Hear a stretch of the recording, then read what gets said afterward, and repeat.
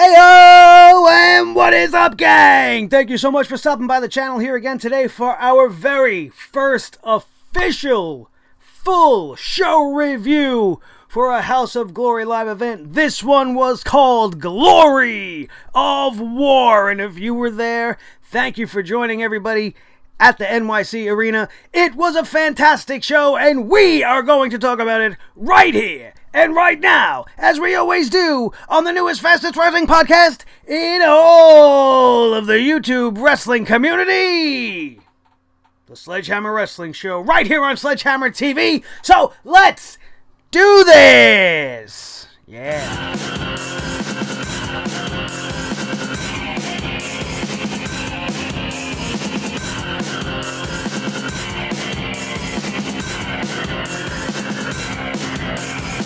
Sledgehammer Wrestling Show.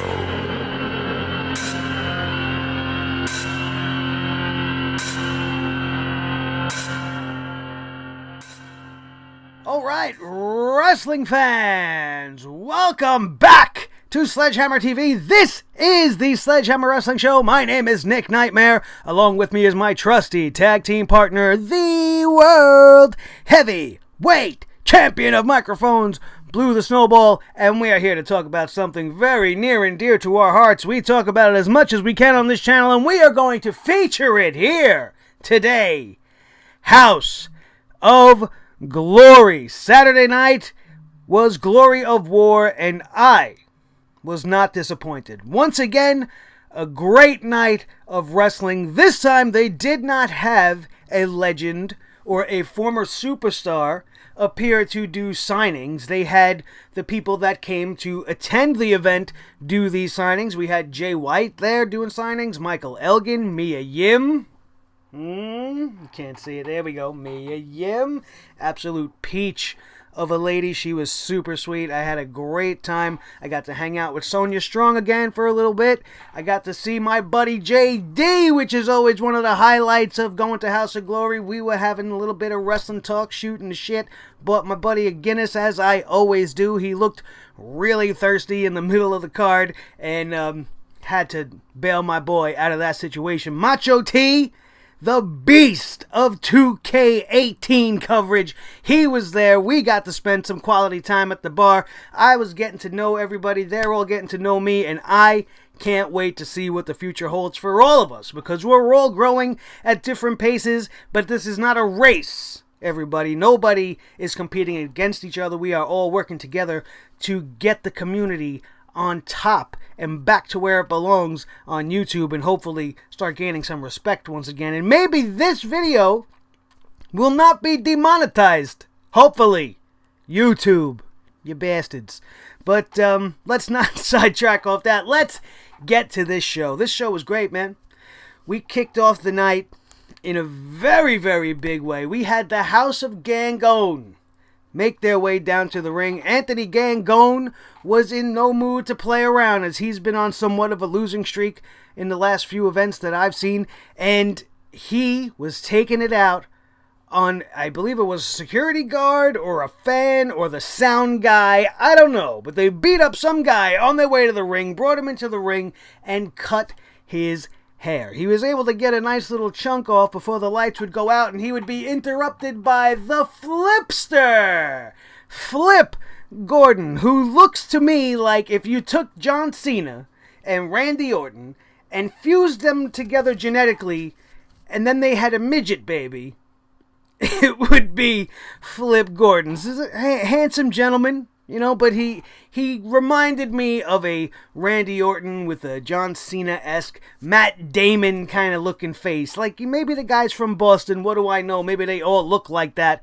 from in and around that area. You know, the Wahlbergs and the Cenas and all these guys. They all got the same faces, you know, and Flip Gordon looks like he fits right in with that. But that takes nothing away from this man's ability. Now, I am not the biggest fan, per se, of the overly flippy wrestling style. I do appreciate the athleticism. I do understand what it takes to do these feats that were absolutely incredible to watch. They're breathtaking. And it made this match fantastic. But the best part about it is that was the only match that night that we would really see somebody be that way. You know, that it's just a particular style, and it's almost like they rely on their acrobatics, which is great, and I love it. I just think there should always be a little bit more to it. Like I said, the Flip style, I mean, the guy's name is Flip. What are you going to expect? When you see him, he's selling his gimmick. I get it, and I'm not against it. Believe me, I'm not. I'm just glad that it's not the big aspect of this promotion, House of Glory. Like, we feature this style, they will feature many other different styles, New Japan, Lucha Libre. It's not just this overly showman type stuff, but when played against a fantastic wrestler, the likes of an Anthony Gangone, it made for a great match. That's why when you have a Flip guy versus a Flip guy, it's almost too much. But when you take a guy like Flip Gordon in that style and put it against a true professional wrestler, which is Gangone, it makes magic. And this first match was absolutely fantastic. Made me jump to my feet many times. Actually, if I'm being honest, I didn't really leave my seat for most of the match. I was on my feet throughout the entirety of the show for the most part. If you get to watch it on House of Glory's wrestling page, you will see me there. Guarantee you, because I did not sit down, not for a minute. It was a great show. The rest of the crowd, however, and if you were part of that crowd, you will probably know what I'm talking about. There is a usual vibe at a House of Glory show. I've been to the last 7 shows now, and it has been consistent each and every show. Not that we have to sell out, but the crowd that's usually there is a very rambunctious and raucous and ready to rock crowd. And I could only attribute the smaller turnout for this show to the fact that we didn't have a legend or a former big name come and do an autograph signing. And for that, I want to say shame on you guys. Shame on you guys. Because that's not what these shows are all about. It's not just about coming to meet your favorite pros and legends from the past. We're supposed to be supporting the future. And I know that maybe some of you, much like myself, were not familiar with Jay White and Flippy Flip Gordon and Michael Elgin, who were the headliners on this show, pretty much. So you didn't feel like you needed to come out, but you missed a great show. You missed a great show. And this crowd that was there, you know, the diehards, the regulars that are there, we do our thing, right? But then there's this very casual crowd I felt on this night. It wasn't the hardcore House of Glory fan. We had a lot of little kids, and that's all because of Flip Gordon. All these little kids were wearing little Flip shirts, and that's fine. You know, I get it, but, like, get out of here. I wanted to just keep doing this. Get out of here. They weren't even sitting near me, but I heard them. They were over there, and I just wanted to go, nyeh. Kids at an indie show. Yeah. Annoying. But everybody was trying to have as much fun as possible. And, you know, if you're coming out to the next show, which is going to be probably huge because of the superstar that we are going to have show up at this one, I know they're all going to come out of the woodworks on December the 16th at the event entitled 7, because it is their 7th year anniversary as the Nature Boy. Woo!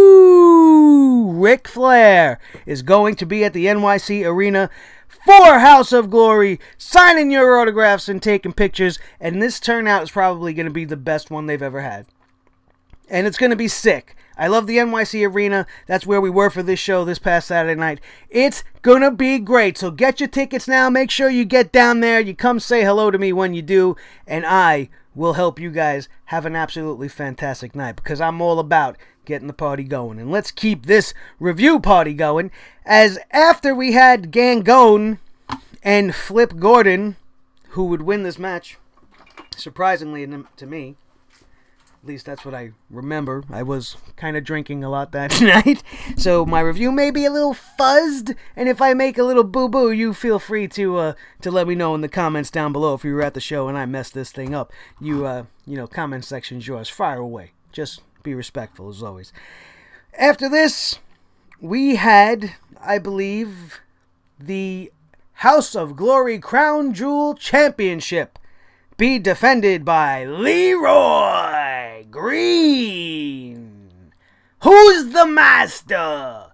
Sure enough, wasn't Leroy Green this night, as he would go down to Evander James of the Trust, adding the Crown Jewel Championship to Matthew Ryan Shapiro's Trust stable, and now they've all got the gold, and it is something awesome to see. This match was great. As I said in the preview, I'm not big on the Leroy Green character, but this man can wrestle. He's absolutely fantastic. This was a great match between these two guys, and Leroy Green would still, to this very minute, be the Crown Jewel champion had it not been for that dirty dog, Cash Flow Ken Broadway, coming down, sticking his nose in where it doesn't belong, causing Leroy Green to lose this match to Evander James. Absolutely great match. I was all over it. It was friggin' great.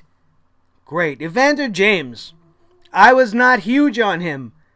And I think maybe that's because I didn't get to see that much of him. And what I did see of him was in like little interviews on the House of Glory website and their YouTube channel and things like that. So I wasn't as much of a fan going in as I am coming out. Evander James, man, two very enthusiastic thumbs up. This guy's got a big, big, bright future. He is fantastic. I love how he performs.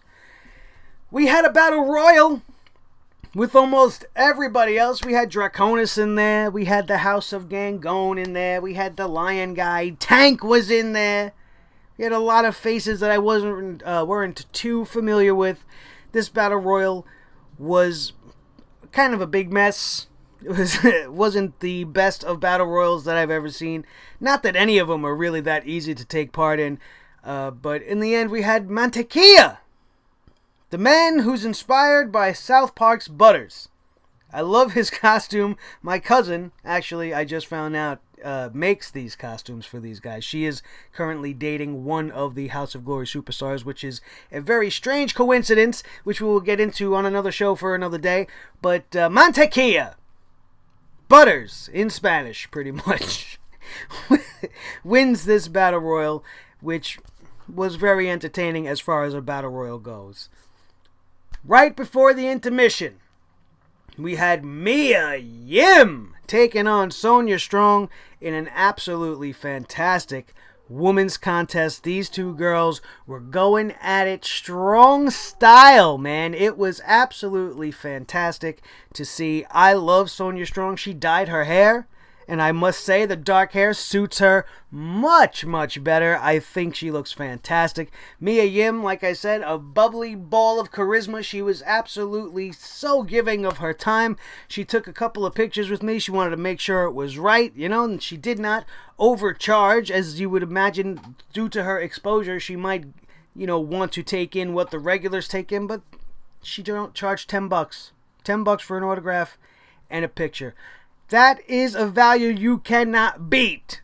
You cannot beat. The only downside of meeting Mia Yim is that I had waited so long during intermission that by the time I was done, I didn't get to go meet Juba. But that is a mission that we are on and we are going to make happen, hopefully at the next one, and I will bring you guys more on that. If you're watching this and you know Juba personally, if any of you guys from the house watching any of this, and you're listening to this guy, you make sure he knows that he's got a manager in me, and I want to be the guy behind the monster Juba. Because he's awesome. He's the best thing going in House of Glory right now. I absolutely love the guy. I want to give him a big bear hug and carry him to the top on my back. We can do this, Juba. Let's go, baby. Don't get me fired up.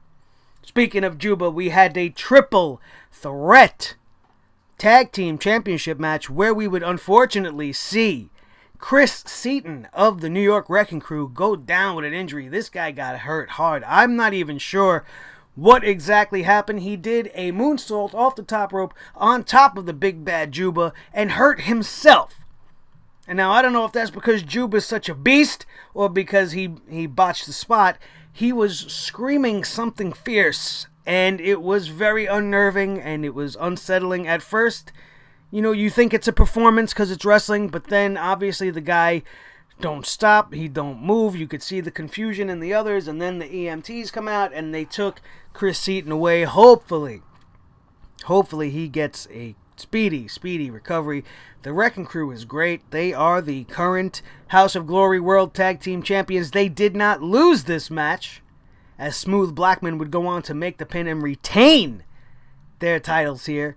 Absolutely great. Oh, I'm sorry. I forgot to mention that Sonya Strong won the women's match. This wouldn't be much of a results show if I didn't do that. My bad. I'm sorry for that. And Sonya Strong definitely defeated Mia Yim in a fantastic match. And if you didn't see it, make sure you get your eyes on House of Glory's YouTube channel to watch it. It was a great match, and you could probably see Sonya Strong go out of her way to come and say hello to a certain handsome young man who was ringside after she kind of passed me up at first and then realized, hey, who's this handsome dude? And did like one of these back to me and gave me a high five and then would go on to wrestle. And then I went to go give Shapiro a little what for, but I decided I didn't want to get ejected and I left it at that Weasley little bastard. So, Smooth Blackman gets the pinfall, retains the championships. Who knows what this means for the House of Glory tag team belts going forward?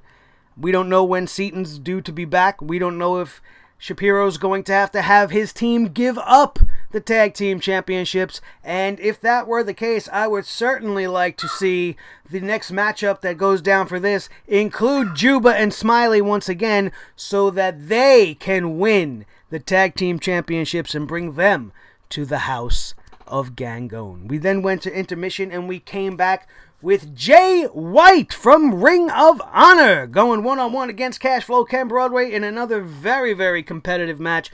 I love Ken Broadway, man. I think he's top-notch. I think he's one of these guys that is definitely going to be in the big leagues radar, and they're going to scoop him up quick because his character is great, his theme song is great, his wrestling ability is great, he sells great. And he would put on one of the matches of the night here with Jay White and would lose. Now, it's not like the guys from House of Glory to lose to the incoming visiting talent. Normally, you expect to see the home guys win.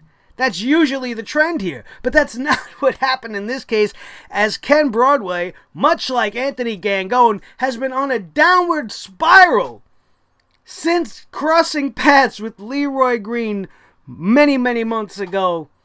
He, after losing this match, would take the microphone and would say that this is the last straw. He blames all of this on Leroy Green, and the first match that we will have booked for the next event in December will be Cashflow versus Leroy Green.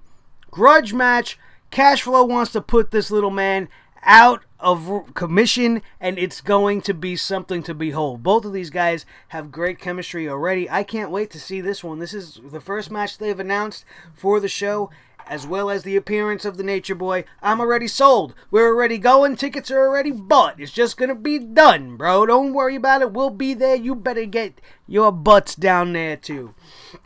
This show would come to a close with the main event, which was the Amazing Red versus the unbreakable Michael Elgin, who went out of his way to come out to this show after performing earlier in the afternoon somewhere out in Jersey. This guy was pulling double duty on this day.